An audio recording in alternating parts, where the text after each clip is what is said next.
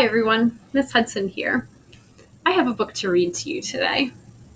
This book is called Let the Children March, and it's by Monica Clark Robinson, and it's illustrated by Frank Morrison. Let the Children March. There's a timeline in the beginning of this book, and it starts in 1963.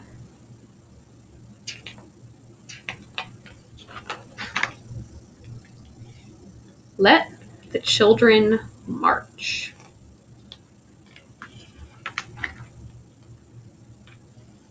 (1963), Birmingham, Alabama.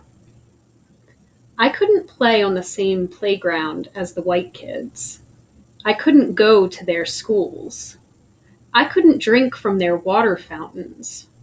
There were so many things I couldn't do. White only.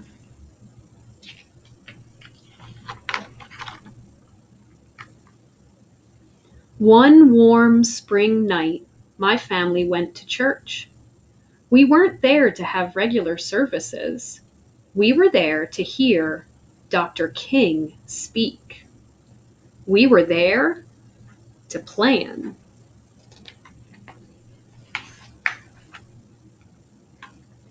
He wanted to raise an army of peaceful protesters to fight for freedom. His brown eyes flashing fire and love, Dr. King told us the time had come to march.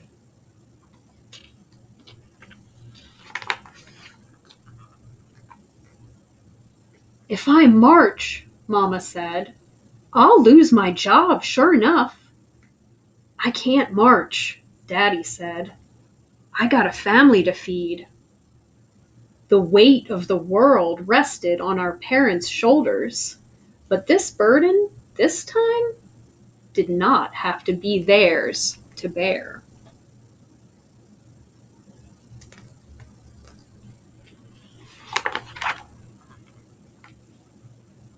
I don't have a boss to fear, my brother said, or a job to lose.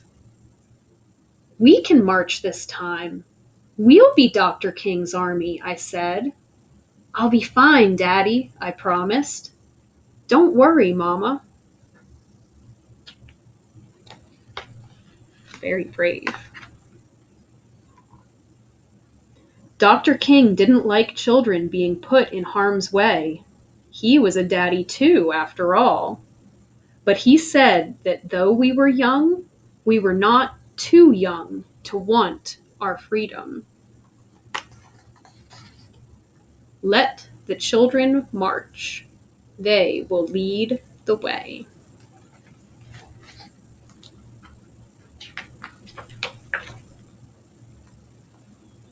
On May 2nd, a sunny Thursday, boys and girls, brothers and sisters, cousins and friends, we all met at the church, dressed in our best, feet ready.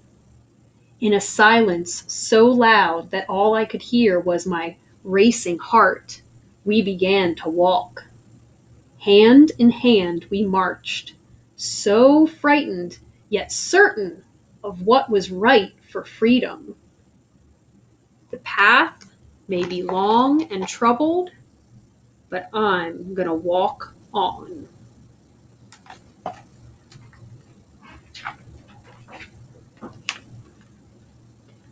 Would I be hurt? Would we be heard? Would it all be worth it in the end? I wanted to run from angry faces in the crowd, run from danger, run from fear. Boys and girls, brothers and sisters, cousins and friends, on and on we marched, we marched, we marched. Singing the songs of freedom, 1,000 strong we came.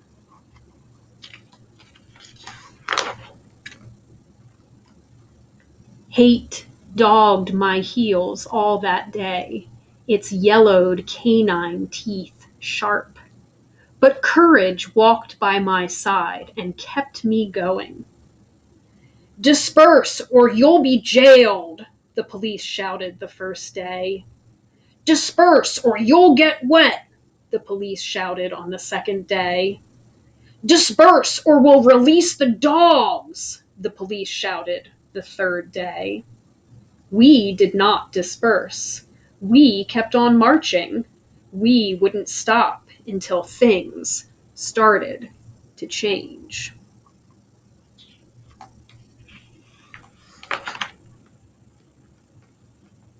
Hundreds of us went to jail on the first day, and even more on the second. My turn wasn't until the third day. After I was sprayed by water stronger than anything I've ever felt, rough hands pushed me forward and I fell to my knees in the police wagon. I was going to jail. Dr. King reassured our parents. "Don't worry about your children," he said. "They're going to be all right. Don't hold them back if they want to go to jail, for they are doing a job for not only themselves, but for all of America and for all mankind."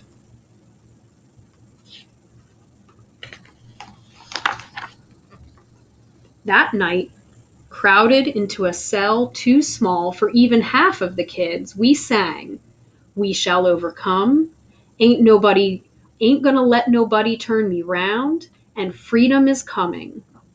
Our parents couldn't be there with us, but still we sang, wrapped in the proud and loving arms of our ancestors.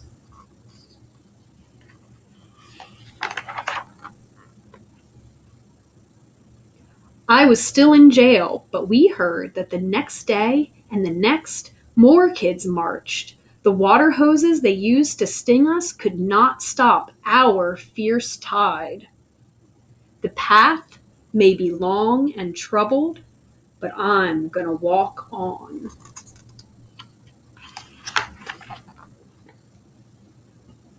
Turn the other cheek, we had been taught. Show love where there is hate. The world watched as hate bruised us, but for 7 days we walked only in love. The jails swelled to bursting, and even President Kennedy took notice. Daddy said the president received letters and calls about us from all over the world. Our march would become a memory, a small part of a larger story. But we had been heard, and the seeds of revolution were sown.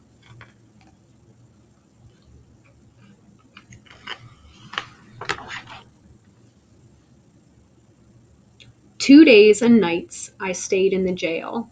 Some stayed even longer. When I left, I was tired and sore, and my best dress was ripped, but my smile was as wide as the Mississippi River. I had made a difference. "I'm so proud of you, baby girl," Mama said. "Your march was what made them see." With nothing more than our feet, voices, and courage, we had done what others could not. Change was right around the corner. We felt it like a cool breeze in an Alabama August. On May 10th, the great news rang out. Dr. King had reached an agreement with the white leaders of the city. Desegregation would begin.